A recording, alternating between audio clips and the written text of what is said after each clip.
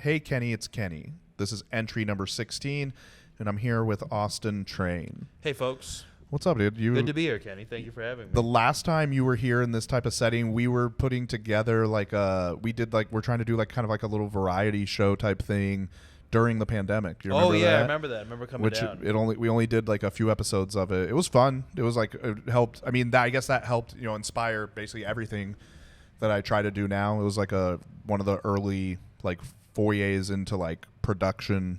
Oh yeah. Well, you shit. really got I'm impressed by the setup. I think it's very nice. Thanks, man. Yeah, I keep spending every dime of my money on equipment, thinking that this is going to help further my comedy career. Sure. And that my idea behind it is everything is only becoming more in our hands. So if I can have everything in my hands, then I can do, Yeah, take your own destiny in your hands. I remember when I was coming up, it was just get in at a club and then just do whatever they tell you to do. But sometimes they do brush some people to the side. So if you just take charge of your own, especially now, it's it is a different way to navigate. But there are definitely things that you can do. I feel like when I first started, everything was.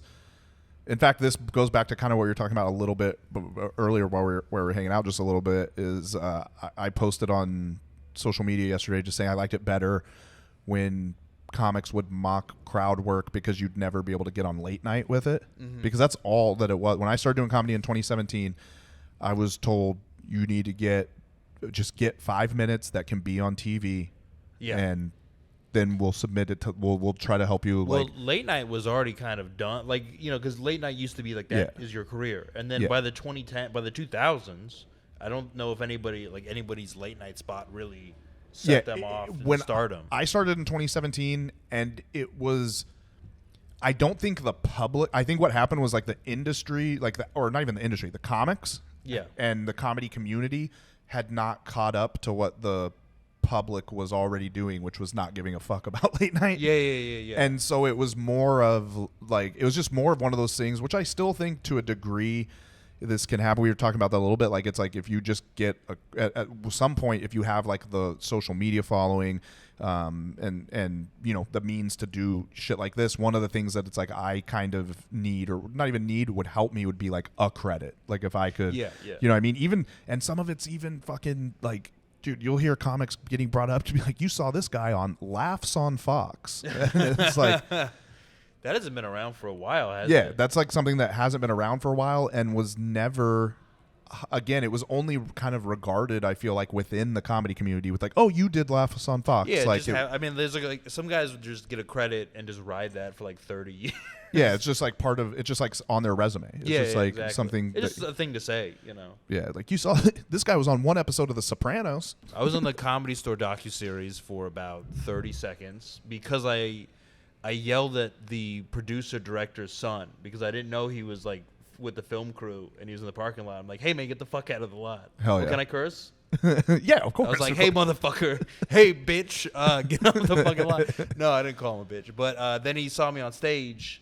And he was like, yeah, you're really funny. I like it. That happens to me a lot. I guess I'm wound very tightly. And first impression, always strike out. But then eventually I wear people down with my Well, I can't remember. Charm. I guess it's just because I met you as we just saw each other over and over at the store. And and then just started talking. So I didn't have an abrupt type of meeting with you. It was we're two dogs sniffing around, you know what I mean? It was kind of just a couple times. It wasn't a hard it was almost we kind of got to meet each other because we see each other so much. Yeah. I don't know. I always thought you always hang out and be chill, because a lot of people would just have zero chill, a lot of just lunatics. Yep.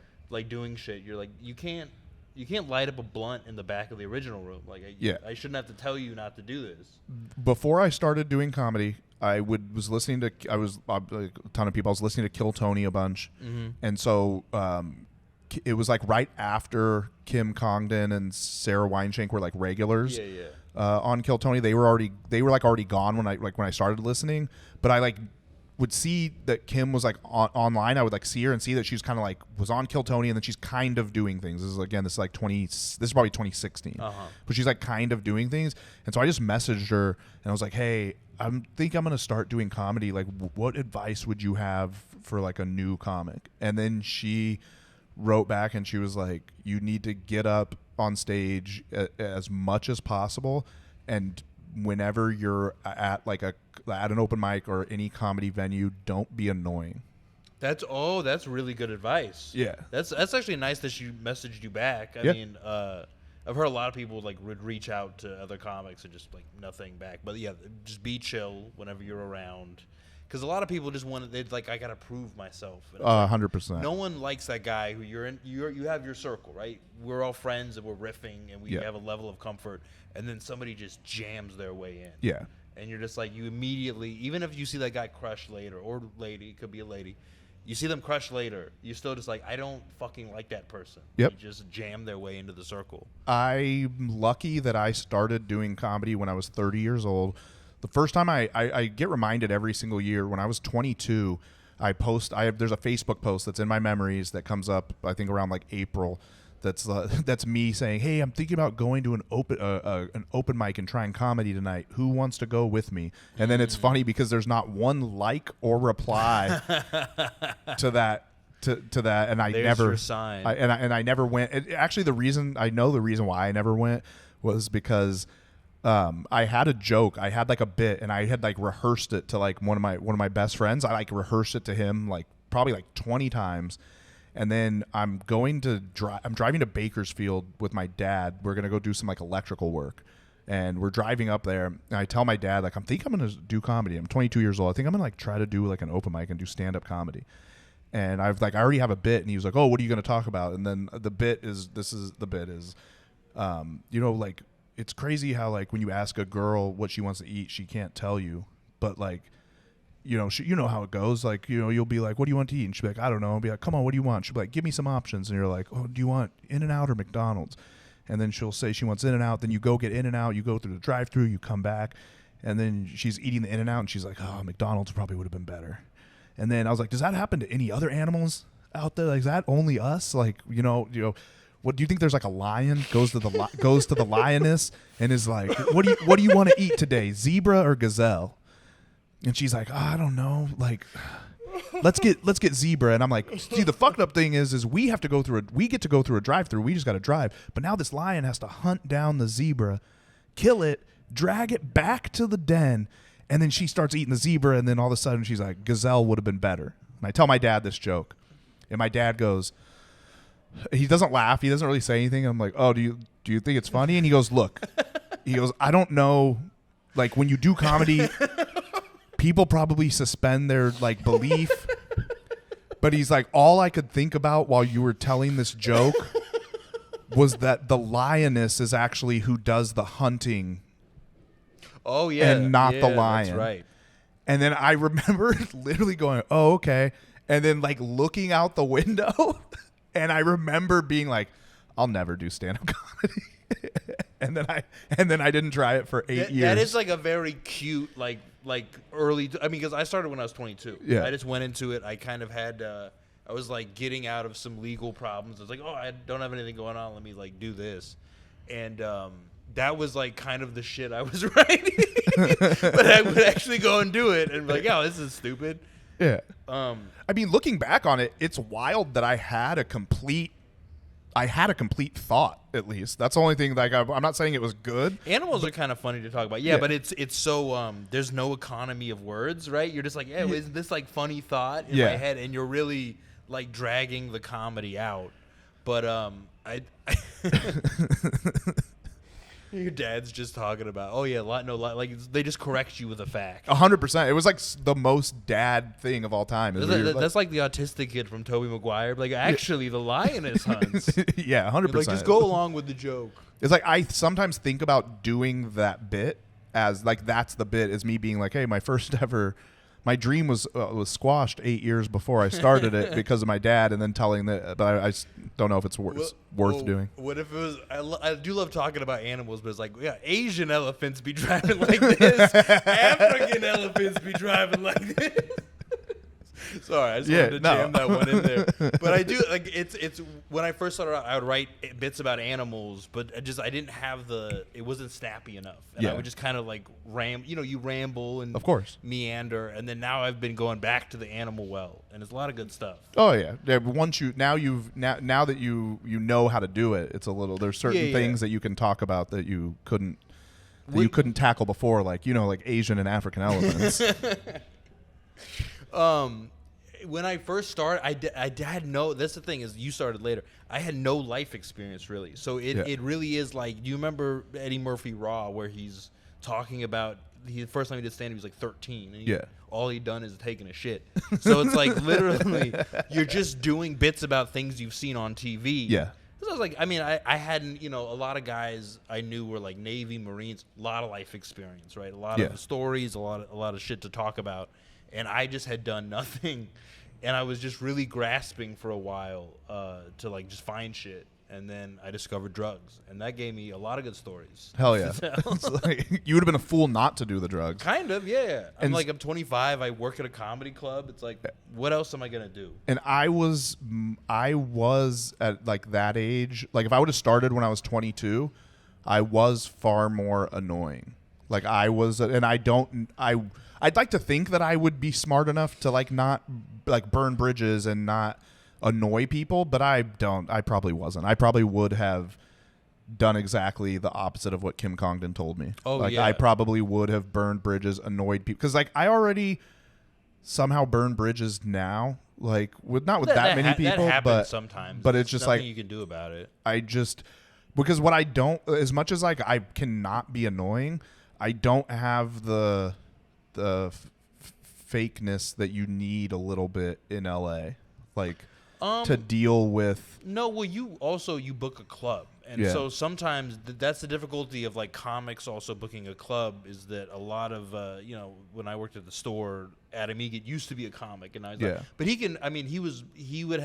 had a nice way of basically telling people no, is he just like walk away, like avoid them. But you have to be able to tell people no, and obviously people don't want to hear no, of course, but that's on them. Like their response to you is like, you have to look out, you're a comic, and also you have to look out for the club. Yeah. So that definitely, yes, most of the enemies are from that. And then we were talking about this a little bit before. It's like, just because I've been here at the club since 4 months into comedy, so now I've been here for 7 years and all of that, it's like ingrained in me. Like even if the club was gone tomorrow, I wouldn't be able to operate much differently. Yeah, I mean, it's also just there's gonna be people you don't like. That is true. Like literally. So when you start off, you want to try to be as diplomatic as possible. Yeah. There are people who won't let you be diplomatic. There are people who are just like psychotic. And I was less. I mean, I'm probably still less mature than you. I had problems with that, like holding grudges, but it, usually just kind of waste your time and energy. Yeah. And people do change their opinions over time too. Like there's people I wasn't friends with at first, and then eventually we became friends. They saw me do stand up. Yeah. I saw them, and I'm like, oh, you're actually funny. I just didn't like the way you looked or something. I didn't like you heckled me. The color of your skin was the issue the whole time. But it turns out it's just the texture of his hair. That's the only thing that bothered me. It turns out they can be funny too. No, but it's I know yeah, I know what I try to. That's why I mean all the effort goes into being as good at stand up as I can possibly be, because I feel like that's like the equalizer. That's the thing that we should all be bonding over, and that's I mean there's nothing more happy. There's nothing that makes me more happy than meeting somebody before a show, liking them, just like, oh man, we're hitting it off, and then watching them do comedy and them being funny. Like there's when you meet another funny comic, it's great. It's like just so awesome. If you also sometimes you meet somebody, you just instantly have a rapport. Yeah. And you're kind of riffing right off the bat, and it's just like, oh, I like this person. Like, but also like the one thing that heals wounds is like if you see somebody on stage and they make you laugh, it does become harder to hate them. Yes. Even if like they're a piece of shit off stage, just seeing them do well, it does something to you. That's why I think it's very important. It is very important to not to have those two things be separate, because there's like, I mean, there's some people that I like absolutely. I'll tell you who it is off podcast, but like that's like for the Patreon. that I absolutely we just like name names. don't get along with. But like I'm the first one to say like, dude, this person is fun. It actually makes me more mad that we don't get along because they're funny. Oh, where yeah, I'm like, yeah. there's so many unfunny comedians that I have beef with, or that I have to like, it's like I have my guard up around. That it's like I hate that somebody funny, that I don't get along with somebody who's funny. Like it bothers me. Yeah, I mean, I don't know. That's just, I'm used to that from, like, my family was very dysfunctional growing up. Yeah. And then I was like, you know, when I was growing up, it was Biggie and Tupac. I was like, this is kind of like my family. And Right. then, so I just get used to other people not liking each other. Yeah. And I can like one or the other, but there's just always going to be some kind of beef, I guess. Yeah, that's the odd part. That is the odd part too. Comedy's the only thing that I've ever been involved in where I have like people that I directly don't get along with, but then I have a friend who's like also they're like a good friend of both of us, and I'm always like, I'm not in that triangle because if I'm the person who's the friend in the triangle, I'm gonna force them to get along. Like I'm gonna be like, you guys have no reason to not be getting along. I've even tried, actually, one of my friends, for a specific situation with another comic, I've even yelled at our mutual friend of like, why don't you fix this? Like, you are friends with both of us. Why aren't you talking to them to fix this? Because there's no reason we all shouldn't be chill. Sometimes it's better to just stay out of it, It honestly. is. Like, a lot of drama you try to get involved in, and I don't want to say it like you can help people sometimes, but sometimes people just don't want to be helped. They just want to be angry, or they just want to be hurt. That's the actual truth. And they want to complain about it. Yeah. They don't want, and you can try to bring people together, but sometimes it backfires on. And then now you got to deal with this shit.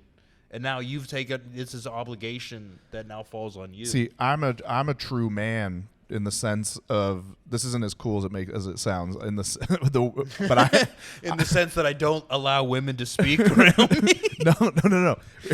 Kenny's really sexist though. That when I hear of an issue, it's like if I'm hearing about an issue, then it's like, well, let's just fix that issue. Wow. Okay. Not just like you know how like a chick will be like, I just wanted to tell you about it and have your support, and I'm like, but there's a fix. We could just fix it. So it's the same. Like when I hear about the drama, I'm either like, well, this person is wrong and like fuck them, or I'm like, well, this is just a misunderstanding. You guys we need to fix all of that. And so I get like too, like especially when it's clear, because when you're not in the situation, a lot of times it's really clear to be like, oh no, even if you are the one who's wrong, sometimes if you could like get yourself out of the situation, you could be like, fuck, I'm the one that's... When you're in certain situations kind of get murky, or just like, I know a lot of comics are probably conflict averse, and then on the other end, there's a lot of comics who are just like very conflict oriented. Yes. And so it's a weird mix of like, the person who's conflict oriented is wrong, but the conflict averse person takes it on themselves and goes, "Oh, it must be something I did." Yeah. Even if they're lighting them on fire or something. It's right. Oh, I must have done something. And then after the conflict, we both go on stage and talk about our dicks, which is the wildest part. Everyone they just have everyone pull their dicks out, and then you're all friends. You circle jerk, and then you're all friends afterwards. Yeah, Dutch rudder, double Dutch rudder. Every option is available. The Dutch have a lot of gross acts named after them. What do they have besides the Dutch oven? Oh yeah. Dutch oven, Dutch rudder. Can't really think of anything. There's probably some other gross sex stuff called gross Dutch.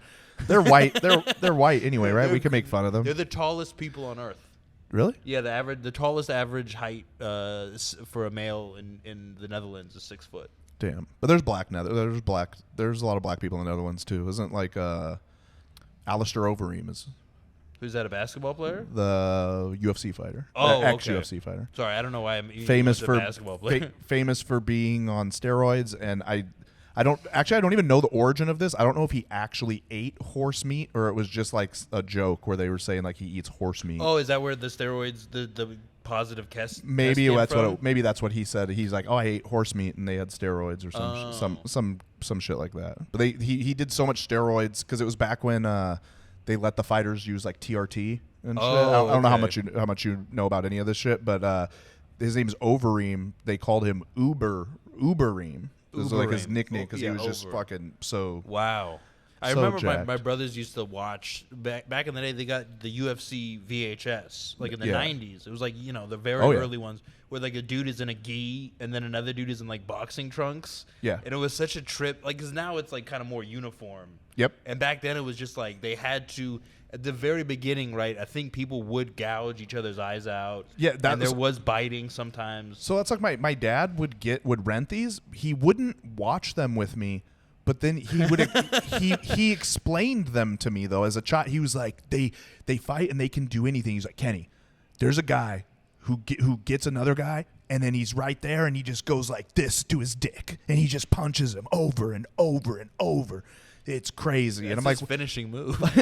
he's like, finish him. And then he comes. He just blasts through his shorts. Yeah, he's punching him like this. He's like, Kenny, he won't stop punching him like this. Ejectality. Oh, hey.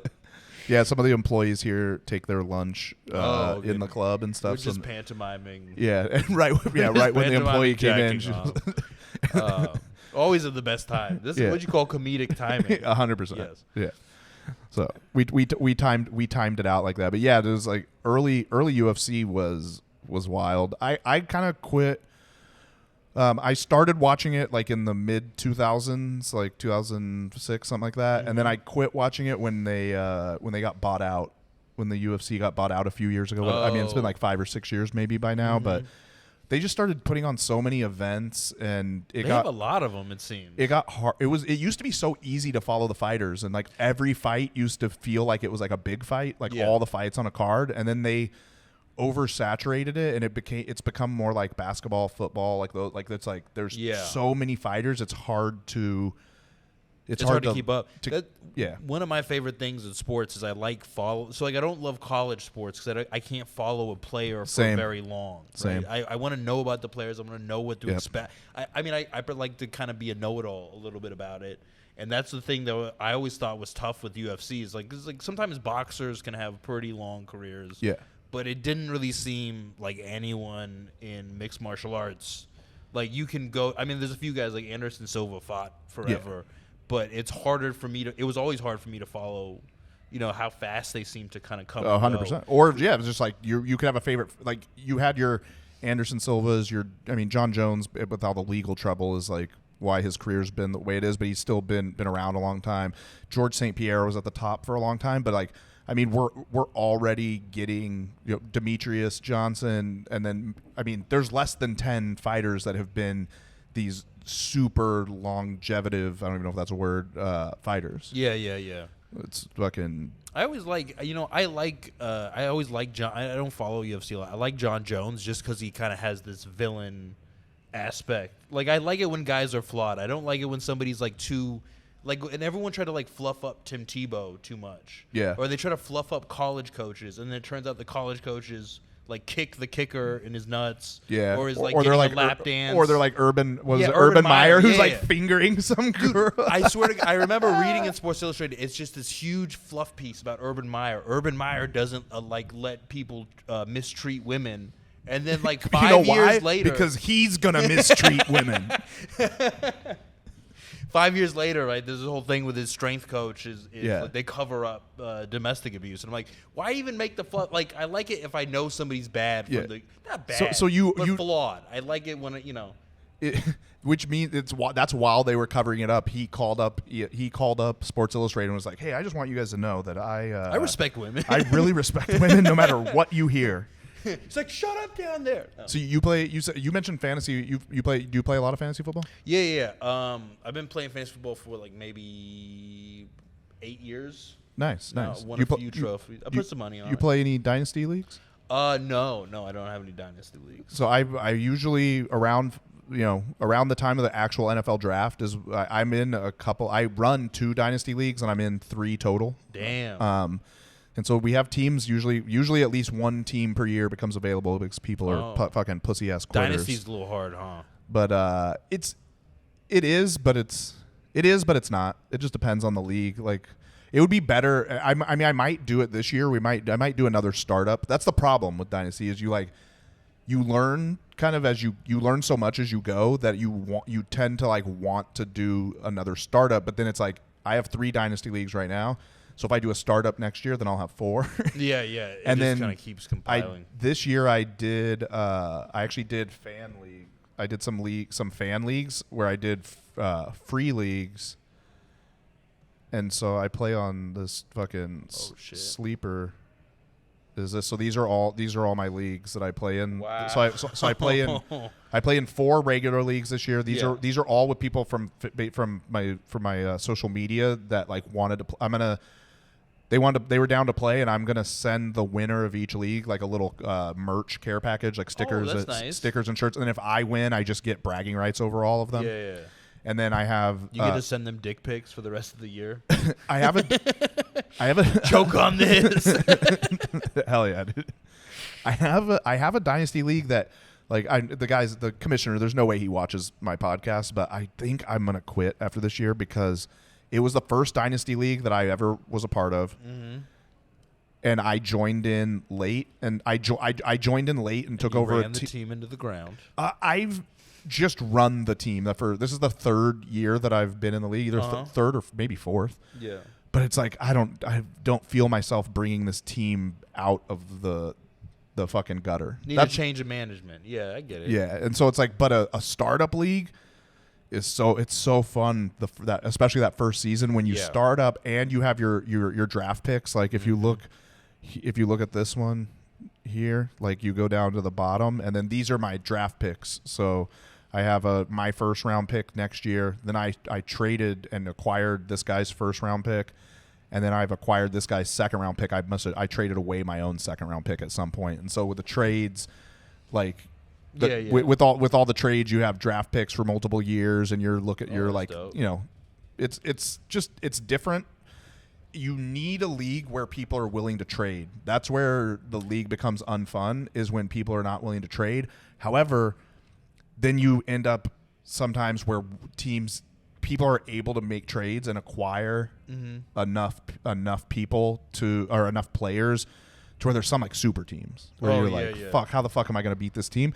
But usually those super teams, they're like just in, I'm sure you've seen it plenty of times where like a team goes like, like what 12-3 or whatever their record, and then they're the number 1 seed and they just lose. Because it's just the week, just like especially like late in the season, like whatever happened earlier doesn't matter because it's like the late season everyone's hurt, all your best players are hurt. I tried doing fantasy. I did 1 year of fantasy basketball, just like random ESPN league, won it because I was the only guy who changed my lineup. right. I was the only guy who like kept playing it. Yeah, half the free. If you're doing any type of free league, it's usually that. It's usually everyone like who's just willing to log in. And then I played fantasy baseball for a while at the Dynasty Fantasy Baseball League, or maybe or is it Keeper? It might have been Keeper, right? You get to keep 5 guys. Okay. And then we did an auction one, and it's just like, but fantasy baseball is just too much for me. It's just too much. Baseball and basketball just seems like there's too many days of games, like where you like the games are happening like every day, so it's like you have daily rosters or there's something. There's daily and weekly. You can set it. Both baseball and basketball have like a daily. You can change it every day, and then there's a weekly. You just change it the week and then like let it go. But if a guy gets hurt on Tuesday, he's in for the rest of the week on your lineup. But baseball is like just it's just too much fluctuation throughout the season. Like all your best pitchers get hurt or they go through a rough stretch, and I just couldn't keep up. But the other guys were like really into it, but I was like, just football is good enough. Who's your NFL team? Oh, I used to be a Chargers fan, but they left for LA, and I said, fuck that organization. I feel like the Chargers are one of those teams that are not going to win unless they sell the team. I feel like they got to get rid of the Spanos. I feel like the owners are terrible. Let me tell you, so other moves for different teams. It kind of makes sense. Like, all right, you go from the Minneapolis Lakers to L.A. Lakers, right? L.A. is a expanding, exploding market. Dodgers, Giants to the West Coast. Okay, there's no baseball on the West Coast. You go from San Diego to L.A. Yeah. You still expect San Diego people to root for your team, and you have they just have such a bad organization. They moved that team up there to get a higher stock market valuation, right? But they're not actually selling enough ticket. Like they don't really. Yeah. I mean, when they go there, it's mostly Cowboys fans. It's mostly Steelers fans. It's very like no one. You took football out of LA for so long. football and basketball, they're all things that take time. Like, it's an emotional investment over time. And if you remove all football from LA, it's going to take a long time for people to get. I watched a Rams game. The Rams won the Super Bowl 2 years ago.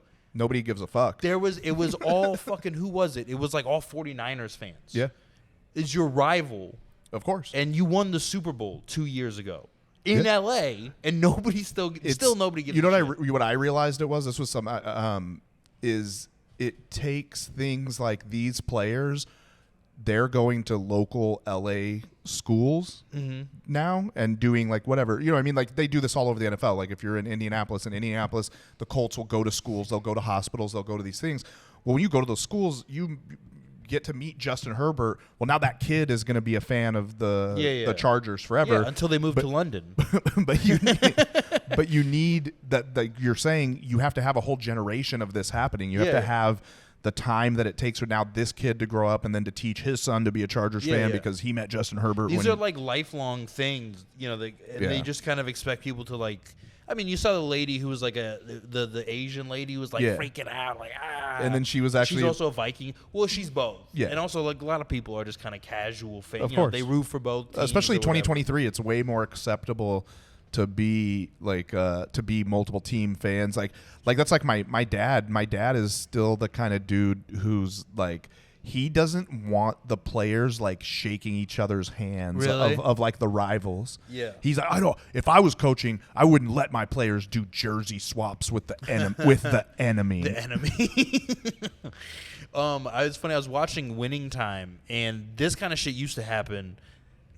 They get on the bus, and everyone in Boston, the cops just let them. They're just throwing bottles and shit. Like people used to do that shit. Like, I mean, I think you brought up Boston. I think Boston is still doing all that kind of stuff to every team, every sports team. I don't think the players have a lot of power now. I don't think they'd let that shit stand. But like like Philly probably same thing. Like if they see your bus, you're getting like some yellow snowballs. Well, that's my dad's whole issue with my dad hates Philadelphia, and he's like he's a Cowboys fan, huh? Yeah, he's like, when Michael Irvin was laying on the ground motionless, they were cheering. I'm like, you still remember that? Calm down. Yeah. I mean, I don't know. Eagles fan also ate horse shit, so it's like they don't treat themselves very nicely either. They're kind of just rough on everyone. Yeah, they're including themselves. Yeah, if you're gonna be hard on yourself, then you can be hard on everybody. That's once you eat horse shit, now you get to be mean. What is this horse shit? Oh shit, it is horse shit. That's so excited for something you eat. Shit. It's like I've never been that happy. I don't know how that works. I don't know. It also like those. So some places just have that like ingrained fandom. Yeah, like, that's like me. That's why I was born in Texas. That's why I'm a Cowboys fan. Oh, you're born in Texas? Yeah, that's why I'm a Cowboys fan. Like my younger brother is 7 years. He's 30. He's 7 years younger than me. His name is Troy. Oh, so, damn, dude! You almost were Emmett. Yeah, I know. Emmett Weber, dude. But yeah, so I'm a huge Cowboys fan. The Cowboys are wild.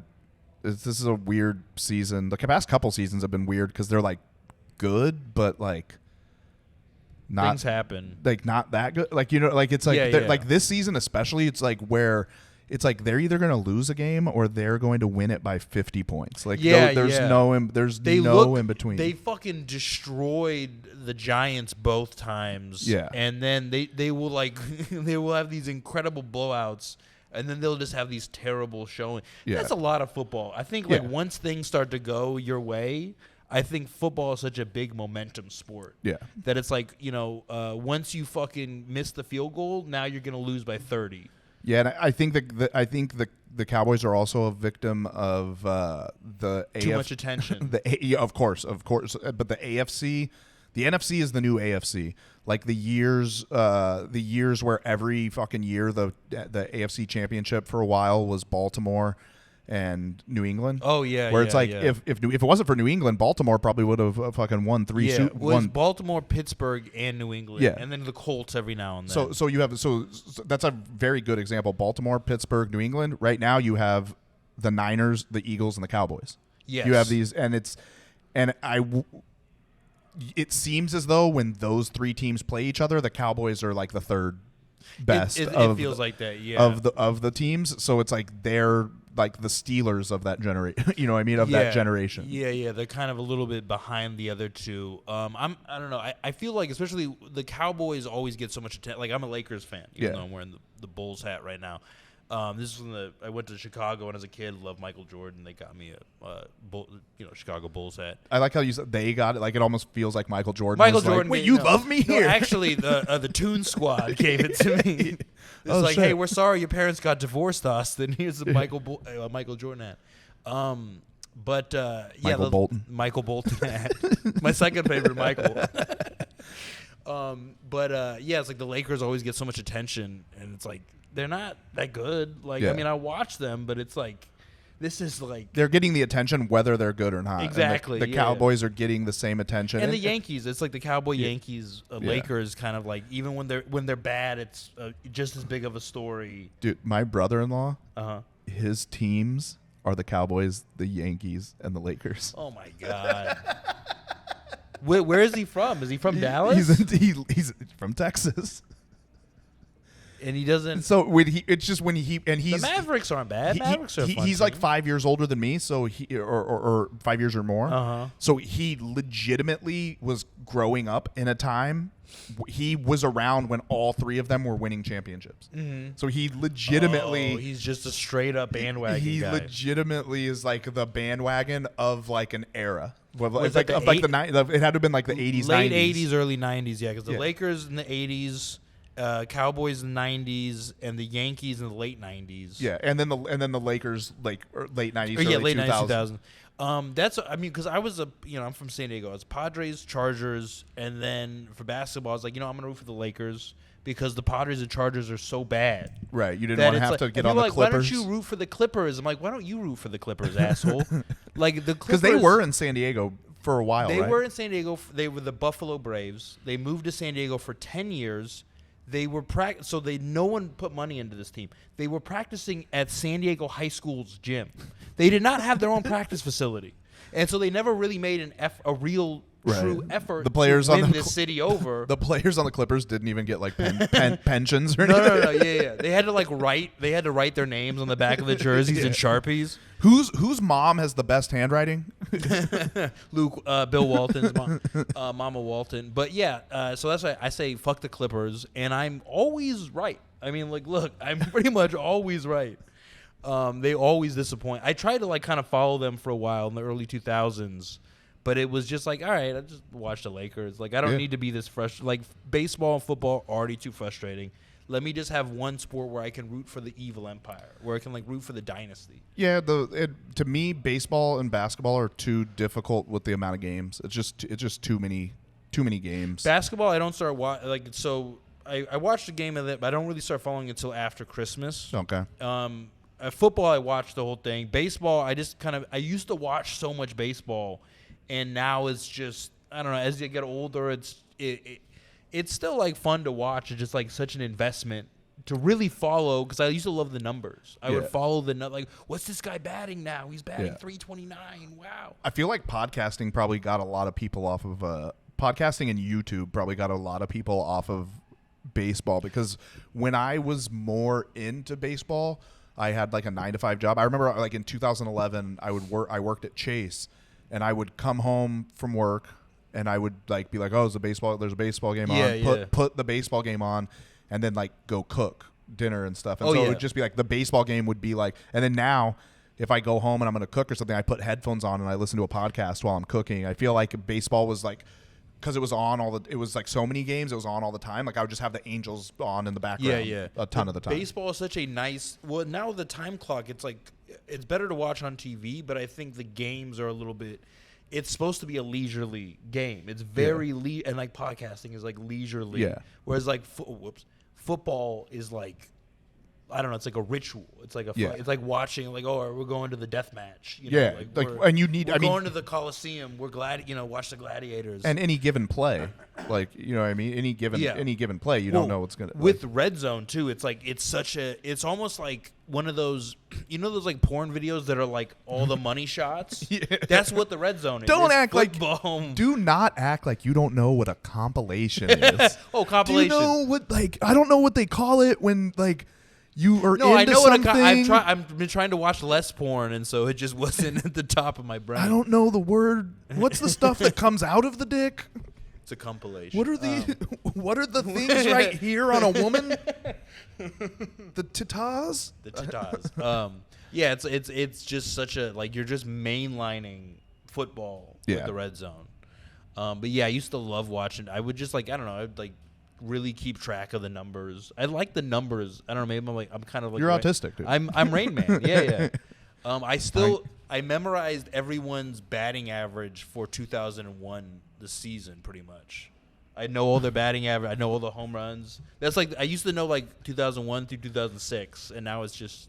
And then I accidentally, one night I was watching a compilation and I accidentally deleted 2006 in my brain. Yeah. I had to make room for tits. Yeah, no, that's when I got into a car accident. I lost 2002 to 2006.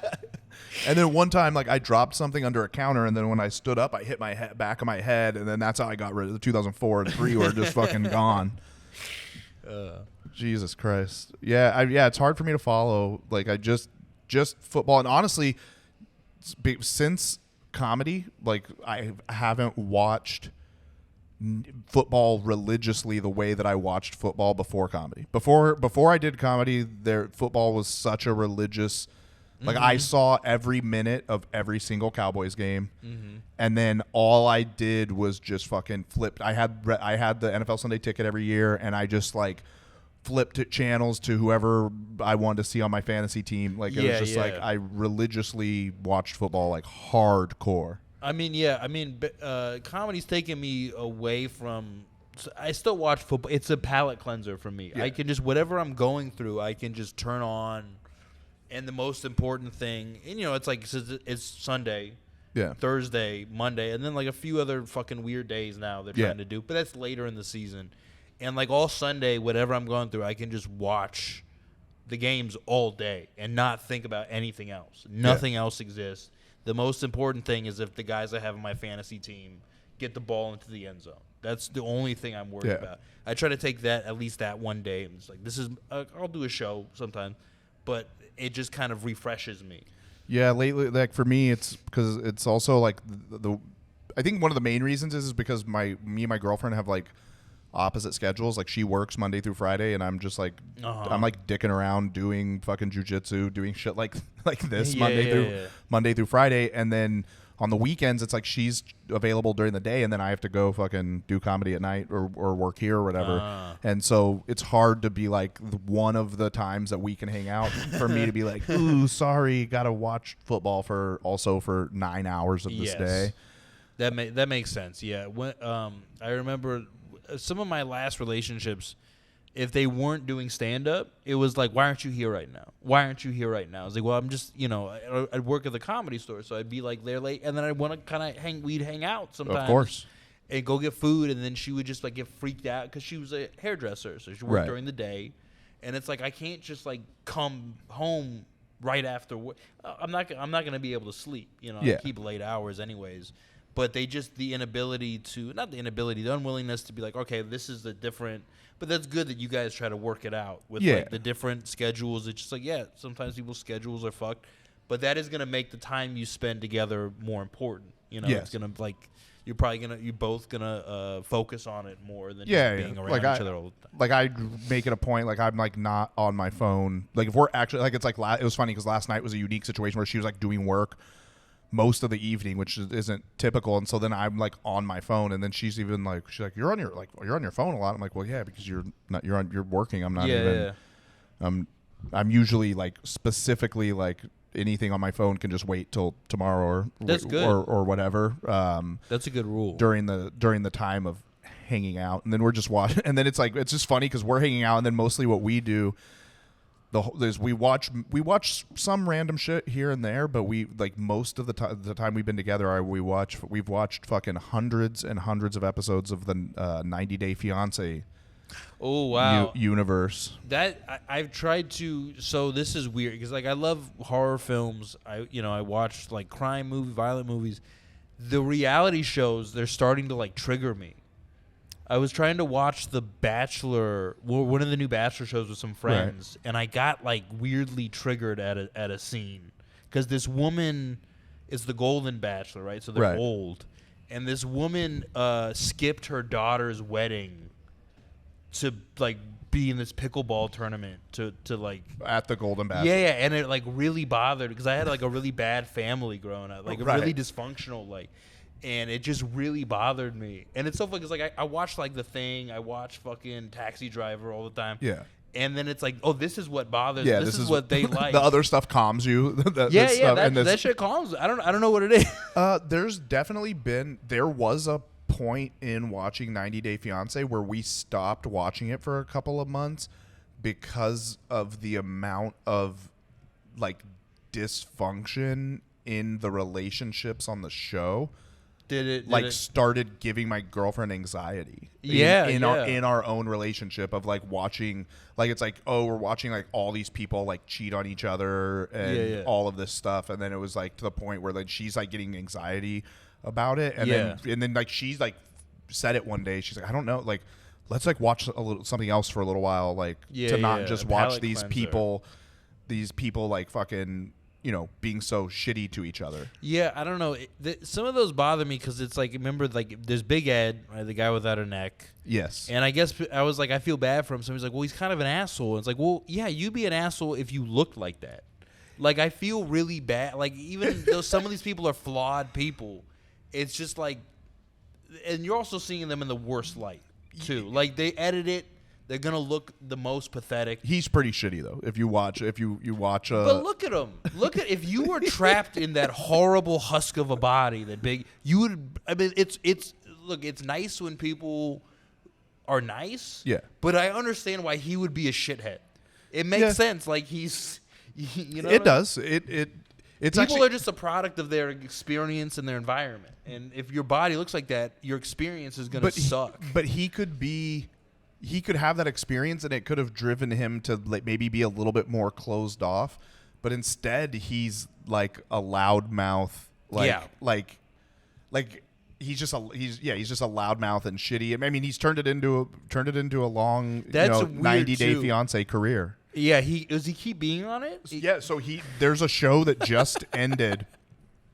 There's a show that just ended 2 weeks ago called 90 Days Last Resort, and this gets like as far away from the original intent of the show as possible. Mm-hmm. This is all couples that were on 90 Day Fiance, like they've already been on it. I mean, each of these couples has been on at least three different seasons of different shows, and then now they're like, it's called Last Resort because they literally go to a resort. And it's like them figuring out for the final time, like, are they going to be able to like stick with these people? No. And stuff. And do they ever work? I don't think I've ever seen one that works. The relationship on the show? Yeah. There's a couple. There's usually, to be honest with you, the ones that work are ones that like they're just on like one season of the show. Like they just like. Oh, okay. All the ones that are like continuing on the show. Yeah. There's like glaring fucking problem. Like even I would say on that Last Resort show, the most sane couple that you're like, okay, they already have a kid, they're probably gonna have more kids, and they're pretty good. The dude is a fucking straight up alcoholic. Like the dude is like is he the American one? He's the American one. He married a Ukrainian woman. He's a young guy, like a fairly young guy, because a lot of times when you see that it's like a lonely older person. Yeah, somebody with social problems. This is a dude that he works out on a boat or something, and so he goes and works like a fisherman. They don't exactly ever say what he does, but dude, it's like, but dude, whatever he's trafficking narcotics for sure, probably because whatever. That's why he has to drink so much, dude, to deal with that stress. Whatever it is, he works away for a month, and then he comes home for a month, and it's just like shit, like Like she always wants attention. And she shit. wants attention, and then even in this show, you find out that he was offered a job that could keep him at home, like doing a regular job in the office, and he like turned it down without talking to her. He's like, no, because I like it better that I get to be off for a month. Like I would rather be away for a month and then be able to be with you for a month and not be working 40 hours and stuff. And it's like he's also a partier, alcoholic, like a dude that's trying to go to strip clubs like while he's married, with a Ukrainian wife? No way, sir. That's not happening. And honestly, she's pretty chill about it. Is she? She's not like you should go, but she's also not like I'm gonna cut your nuts off or I'm gonna like divorce you because you went to this fucking strip club. But still, yeah, they're probably the most on that show. They're the most like normal people, but it's like he's just a raging fucking alcoholic, and it's that's one. It's like, all right, because like a lot of them, it's where somebody's like a very like an older or very unattractive person, and then it's somebody who just wants a visa, 100%, and it's so obvious. Yes, and I just want to grab this from like, dude, look, you gotta love yourself, whatever. But this is they're using you, and a lot of times they wouldn't fuck you unless you gave them a visa. A lot of times it's someone that is not getting, and on that show there's so many seasons of it. I've seen it both ways for sure, because you always think of it as a man doing this, but there's like chicks do it even like women where it's like, oh, like you are getting no attention outside of this, and this is like you in a way this is like kind of your chance. Yeah. This is your one chance. Yeah, and it's pretty brutal. But the show that I've been watching now, which we have 90 Day Fiance shit to watch, but we can't stop watching My 600 Pound Life, which I had never watched before. Oh, really? How's that? It's wild. Is it rough? It's rough. How many people are 600 pounds? At what point do you just die? Like, how fat can a person get? I mean, to be honest with you, only so they have like I think 10 or 11 seasons. They have over 100 episodes between, because they got to have like 150 every episodes. episode's a different person. Every episode's a different person. Okay. And only I think like 6 or 8 of the people out of all the people that have been on the show have actually died at all. Really? Yeah. So fat people live forever. Yeah, they live a lot longer. like they live. I mean, but that show, dude, it's like it gives you it's rough, dude. It's definitely, especially because I'm thinking of it because I'm in the middle. We're at the end of season 7, and season 7 is like a long season. It's like 22 episodes or something like that. And in the middle of the season, I kind of was like telling my girlfriend, I was like, not to sound like a straight up asshole, but the show kind of got boring because the people weren't like fucked up enough. Really? Like they like it was just like, oh yeah, I'm 600 pounds. I'm gonna try this diet. I failed or I succeeded, but it's like, dude, a lot of times you know what lymphedema is? So lymphedema is like you get fat and then the fat has nowhere to go. Uh-huh. So you get lymphedema. It's just like, it's usually for like, it happens mostly in people's like legs, and then sometimes it'll happen in their abdomen. Uh-huh. But it just like their leg will just start growing, and it has like another growth. Oh, that comes out the side, and it's because that's where your fat. It looks like a tumor almost. Yes. Jesus. It looks like a fucking tumor, and it gets fucking so rough. Wow.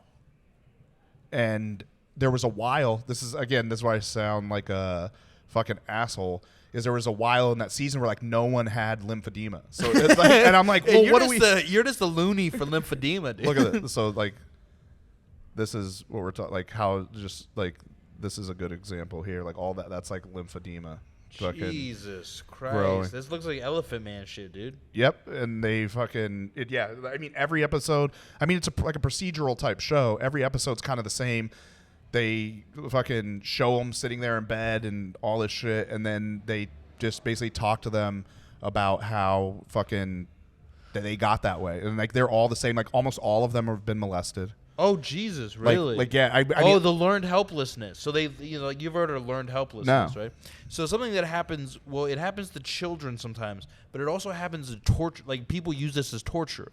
So you basically just show someone that there's nothing they can do to improve their situation. They just give up and they become completely pliant. a lot of them say like they go like, so after that happened, I wanted to become unattractive, and it's like they started. They like really? eat. Yeah. Like Wow. Like they thought like, oh, if I just get fat, no one will hurt me. no one will touch me. Wow, that's fucked up. Yeah, and in fact, like I literally, because I do have a couple of like I've been like doing a bit that has like a couple like everybody in the leg has one everybody on the show has one leg that looks like the leg of a pier, has barnacles and shit growing on it, like just some dumb jokes. And one of the jokes and the one that I think is funny, but it's probably never gonna develop into anything is saying like, yeah, almost everyone on that show's been molested. And so if I ever have a kid and all of a sudden they get fat, I'm going to be like, who the fuck touched you? I'm like, and that would be me being a good father. Like, that would be like, how do none of these parents notice? Like, that's such an interesting response. Like, it's so like fascinating. Like, look at people's like psychology. Yeah. And like, that is the response. I would assume some people would become violent. That would happen to them, and they would become like hyper reactive. Right. That probably also does happen. I'm sure cases. Probably the people that don't eat themselves to fucking 600 pounds. Then, but just how do people like that is such an interesting defense mechanism, you know? And then just watching these people eat. Like just watching their eating habits and just realizing like what it takes for them to be that big, like to get that big. A lot of food. And the doctor will say like, well, because they always try to like downplay. They're like, oh, well, I like to snack a little bit. And the doctor's like, you're lying to me and yourself. For you to be this weight, you have to be taking in, and he'll like literally say like you have to be taking in like 15,000 to 25,000. 15,000, 25. So the normal day is 2,000. Yeah, 2,000 is like Jesus. And when he's getting them to lose weight, he puts them on a 1,200 calorie diet. Oh wow. Okay, so real. Yeah, they do 1,200 calories. Wow. And then he's saying like, because sometimes the people are like. It's like, oh, I'm 600 pounds and I lost. He wanted me to lose 50 pounds in a month by doing the 1,200 calorie diet, but I only lost like 25 pounds. And he's like, if you only lost 25 pounds, that means you're eating at least 8,000 calories a day. Wow. Well, once you get going and you literally get used to eating that much, you can like if you like taper down for a while, you don't get used to eating that much. Yeah. It doesn't take a lot to fill you up, but like once you keep going, it's almost like it's like the endurance eaters or the you got to stretch your stomach, you do shit like that, but and at some point, have you ever like really pigged out where it doesn't feel good anymore? 100%. It's almost like doing drugs at that same point. You're just like, fuck, what am I doing? Why do I keep doing but this? As you're still eating more, just eating more ice cream with your hands. Yeah, and it's just, and then it's like the fact that they have because there have been people I've seen from California, but I don't think I've seen I haven't seen anybody that's like they're always from places where you're like, well, that makes sense if they're from California. Well, it's like that. It's because they also don't understand the quality of food. Like they don't understand eating like I'm gonna buy like actual like chicken. I'm gonna buy like actual fucking. Anything like actual good foods, just mass-produced shit. Even if they're buying chicken, they're like, I'm buying a bag of frozen chicken that I can easily defrost and heat up. And also like the lack of a lot of places you drive everywhere. There's really no place to walk, so you don't get used to like exercising, and you can fall into that because like a lot of just like mild exercise, like you just walk. You walk for an hour or two if you can. You walk for an hour or two a day. You'll lose a little bit of weight. Like you'll feel better too. But a lot of these places, it's like you have to drive everywhere. Like most of America, outside of the cities, the suburb, you got to just drive for fucking ever to get anywhere. So you'd never get used to walking. Yeah, it's fucking that show. I definitely recommend it. I don't know, how good it is watching episode after episode after episode like I am. I don't know if that's like. I don't think I could. I don't really watch a lot of reality TV. I don't know. It does bother me.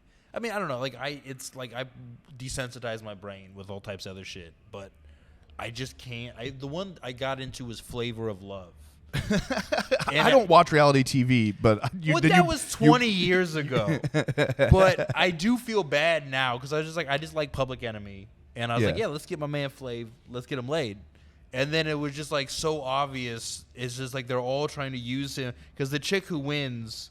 Yeah. They're like, oh, no, we're just like really good friends. It's like, why are you on a dating show? Yeah. You just, Because she's trying to get her own show called I Love New York. Yeah. No, it was Hoops. Hoops won. Oh, okay. Hoops was fine, though. She was fucking Hoops. hot. I remember the name. I remember. New York was the one who was like always fighting with. I think she took a shit on the floor, maybe. Didn't she? Is she one of the ones that made it to like The Apprentice or something?